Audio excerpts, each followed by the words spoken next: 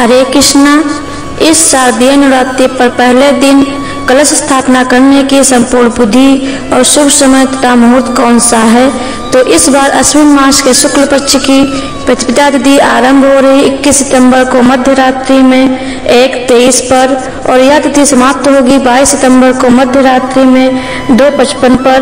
तो पंचांग के अनुसार कलश स्थापना 22 सितंबर सोमवार को सुबह 6:09 से लेकर 8:06 के बीच में की जा सकती है।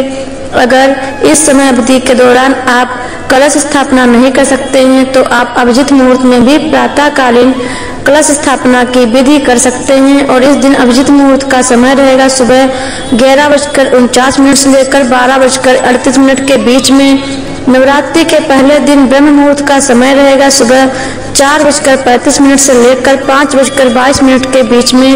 और अगर प्रातः काल में आप देवी दुर्गा की पूजा विधि, उनकी स्थापना या फिर कलश स्थापना करना चाहते हैं तो उसका समय रहेगा सुबह 4:58 से लेकर 6:09 के बीच में। यह प्रातःकालीन संध्या का समय है जिसमें प्रातःकालीन पूजा की जाती है। इसलिए अगर इनमें से किसी भी समय के अंदर आप कलश स्थापना कर रहे हैं तो यह सबसे शुभ समय माना गया है। आइए अब देखते हैं कि कलश स्थापना के लिए किन किन सामग्री की आवश्यकता पड़ेगी। सबसे पहले हमें आवश्यकता पड़ेगी कलश की, यानी कि घड़ा। यह घड़ा आप मिट्टी, पीतल या फिर तांबे का ले सकते हैं, लेकिन ध्यान रहे यह स्वच्छ हो। अगर मिट्टी का घड़ा प्रयोग में लेने जा रहे हैं तो नया घड़ा लेना सबसे उत्तम होता है, उसका पहले कभी उपयोग ना किया गया हो ऐसा घड़ा हो।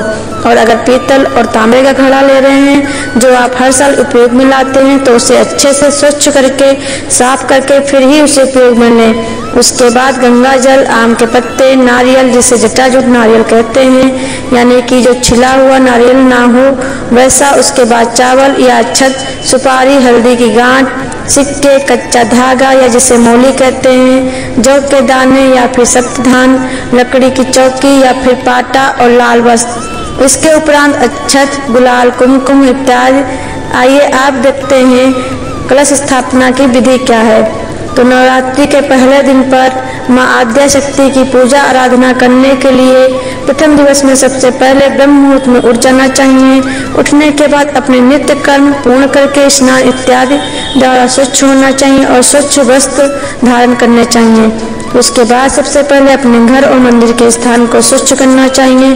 फिर उससे गंगा जल छिड़क कर उस आसपास के स्थान को पवित्र बना लीजिए।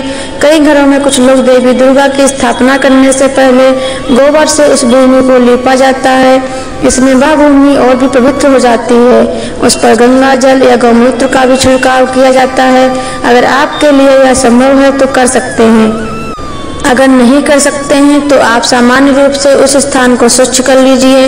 उस पर गंगा जल की कुछ बूंदें छिड़क कर या गौमूत्र छिड़क कर उसे स्वच्छ बना लीजिए, पवित्र कर लीजिए। उसके बाद कलश स्थापना के लिए सबसे पहले उत्तर या पूर्व दिशा की ओर मुख करके एक आसन पर बैठ जाइए।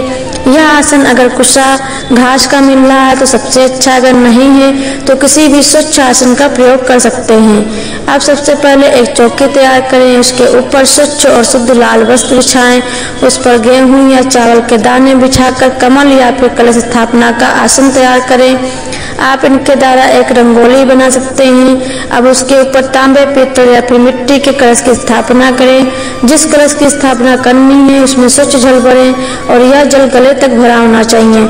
उसके बाद इस कलश के ऊपरी भाग में आम के हरे पत्ते बिछाएं और कलश के अंदर दूर्वा, सुपारी, सिक्का और हल्दी की गांठ रखें। अब कलश के ऊपर पवित्र लाल मौली बांधकर उसके ऊपर श्रीफल की स्थापना करें। उस श्रीफल को आप लाल कपड़े में लपेट कर भी रख सकते हैं और उस श्रीफल के आसपास में उसी आम के पत्ते को स्थापित करें। अब इस कलश को चौकी पर स्थापित करें। कलश के ऊपर कुमकुम से 5 या 7 तिलक करें। इस कलश को मां आद्या शक्ति के स्वरूप में स्थापित किया जाता है, जिसकी 9 दिनों तक अबीर, गुलाल, कुमकुम, अक्षत, सुगंधित पुष्प इत्यादि से प्रतिदिन पूजा करनी होती है और 9 दिनों तक धूप दीप करके मां आद्या शक्ति की आराधना, उनकी आरती और स्तुति की जाती है। नवरात्रि के पहले दिन कलश स्थापना के साथ ही जौ भी बोए जाते हैं। कुछ लोग इसमें सप्तधान बोते हैं जो मां शाकंभरी देवी के देह से उत्पन्न हुए हैं और उनका इतना महत्व क्यों है इसके पीछे भी एक पौराणिक कथा है। उसका प्रमाण हमें दुर्गा सप्तशती के 11वें अध्याय में प्राप्त होता है, जिसमें माँ दुर्गा स्वयं कहती हैं, हे देवता, उस समय मैं अपने शरीर से उत्पन्न हुए शाखों द्वारा समस्त संसार का भरण पोषण करूंगी। जब तक वर्षा नहीं होगी तब तक वे शाख ही सबके प्राणों की रक्षा करेंगे। ऐसा करने के कारण पृथ्वी पर शाकंभरी के नाम से मेरी ख्याति होगी। उसी अवतार में मैं दुर्गम नामक महादैत्य का वध करूंगी और यही कारण है कि नवरात्रि की पूजा में जौ बो जाते हैं, उनकी पूजा की जाती है। जौ बोने के लिए आप सप्तधान का प्रयोग भी कर सकते हैं और सप्तधान में आते हैं जौ, तिल, धान, मूंग, कंगनी, चना और गेहूँ। सप्तधान आरोपित करने के लिए सबसे पहले एक चौड़ा और खुला मिट्टी का पात्र लीजिए।